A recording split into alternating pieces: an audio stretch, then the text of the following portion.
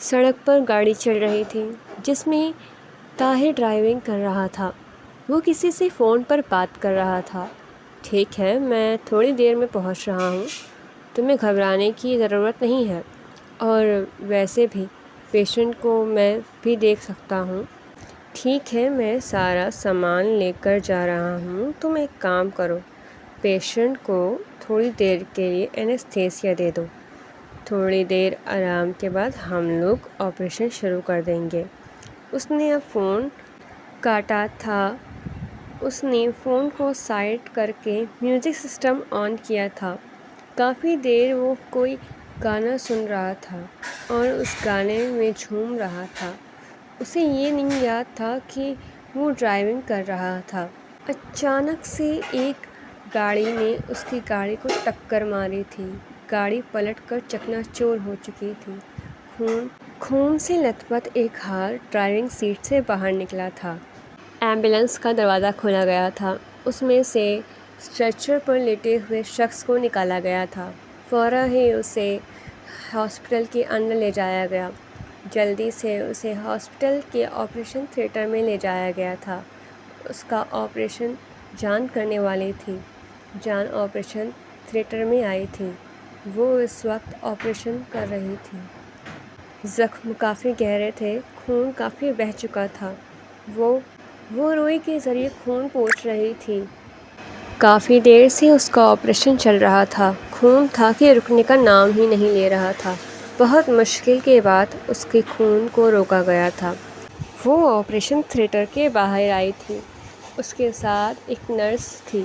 وہ اسے عربک میں بتا رہی تھی کہ طاہر کی حالت بہت سیریس ہے، اسے خون کی سخت ضرورت ہے۔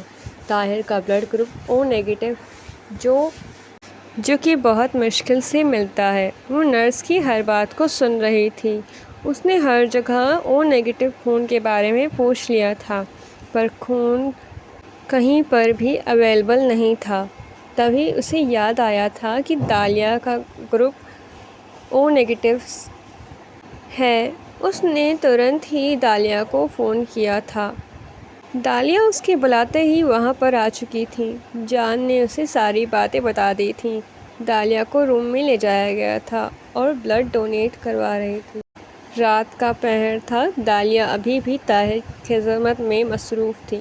طاہر، جس کی آنکھیں ہلکی سی آہٹ سے کھل رہی تھیں، اس کی آنکھوں کے سامنے اس وقت دھند تھا۔ اس کے سر میں بے حد درد ہو رہا تھا۔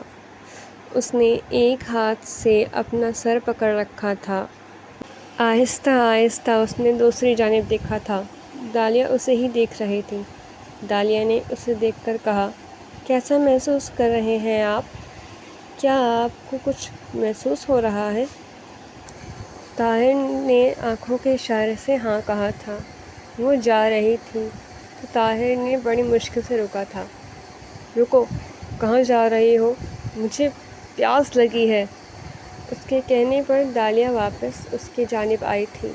اس نے جگ سے پانی نکالا تھا اور گلاس کو کنارے رکھ کر سب سے پہلے طاہر کو سیدھا کیا تھا۔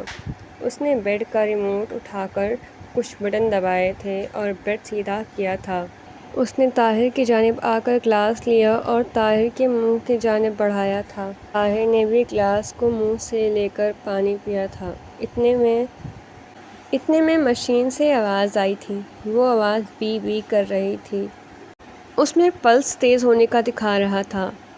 دالیہ نے ایک نظر مشین کو دیکھا تھا۔ سر آپ ٹھیک ہیں نا؟ ہاں، میں ٹھیک ہوں، اس نے جھجکتے ہوئے کہا تھا۔ سر، ہارٹ بیٹ بہت تیز چل رہی ہے۔ آپ کو کیا ہوا ہے؟ آپ کو کوئی پریشانی ہے؟ آپ بتائیں، میں دیکھ لوں گی۔ نہیں، تم جاؤ یہاں سے، جان کو بھیجو، وہ مجھے دیکھ لے گی۔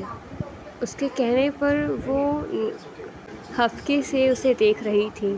اسے لگا طاہر کا دل اب پگھل جائے گا، پر وہ تو پتھر دل تھا، اور پتھر دل کہاں پگھلتے ہیں۔ وہ مایوس ہو کر وہاں سے جا رہی تھی۔ اتنے میں مشین نے آواز کرنا بند کر دی تھی۔ اس نے ایک نظر طاہر کو دیکھا اور دوسری جانب مشین کو جس میں ساری لائن صحیح آ رہی تھیں۔ پی پی کی آواز بھی کم ہو گئی تھی۔ اسے کچھ سمجھ نہیں آ رہا تھا۔ وہ بنا کچھ کہے وہاں سے چلی گئی تھی۔ اس کے جاتے ہی طاہر نے سکون کا سانس لیا تھا۔ اس نے بیڈ سے ٹیک لگا کر آنکھیں بند کی تھیں اور خود سے کہا تھا، کیوں اس کے ہونے سے میری دھڑکنیں تیز ہو جاتی ہیں؟ جتنا بھی اسے دور کر لو اتنی ہی تکلیف ہوتی ہے۔ کل کا واقعہ مجھے اچھے سے یاد ہے۔ اس کو تھپڑ مارنا جیسے خود کے گال پر تھپڑ مارنا، اس کے آنسو جیسے میرا سانس نہ لے پانا۔ کیا ہے یہ لڑکی؟ اور آج دیکھو، اس تھپڑ کی سزا مجھے اس حالت میں ملی، لیکن تب بھی اس نے میری خدمت کرنا نہیں چھوڑا۔ طاہر، کہیں تم سے کوئی غلطی تو نہیں ہو گئی؟ غلطی نہیں، گناہ کیا ہے آپ نے۔ طاہر صاحب، اگر آپ کے دل میں کوئی جذبات ہیں اس کے لیے تو بتا دینا۔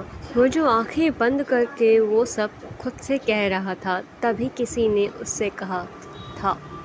طاہر نے اپنی آنکھیں کھولی تھیں، سامنے جان کھڑی تھی۔ نہیں، ایسی بات نہیں ہے، لیکن پھر بھی تمہیں اس طرح سے چوری چھپے میری باتیں نہیں سننی چاہیے تھیں۔ تم میری اچھی دوست ہو، تمہیں یہ سب نہیں کرنا چاہیے تھا۔ بہت غلط بات ہے۔ معاف کریں، جانے انجانے میں غلطی ہوئی ہے، پر آپ نے جو کیا ہے وہ بھی بہت غلط تھا۔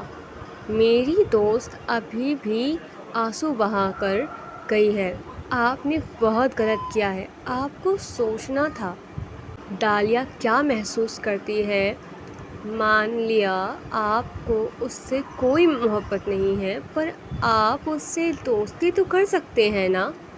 اس کا دل بہلا سکتے ہیں، اس کی آنسو صاف کر سکتے ہیں، اس سے آپ کو بھی تکلیف نہیں ہوگی نا؟ جان یار، تم ہو کیا؟ تمہارے پاس ہر بات کا سلوشن ہوتا ہے۔ ٹھیک ہے، میں راضی ہو جاتا ہوں اس سے دوستی کرنے کے لیے، پر اس سے بھی کہہ دو مجھ سے محبت ہوگی، یہ خیال وہ اپنے ذہن سے نکال دے۔ ویسے جان، کیا وہ مجھ سے بہت ناراض ہے؟ جو محبت کرتے ہیں نا، وہ اپنی پسندیدہ چیز سے کبھی ناراض نہیں ہوتے۔ آپ کو پتہ ہے آپ کو خون کس نے دیا ہے؟ ڈالیا نے آپ کو خون دیا ہے طاہر صاحب۔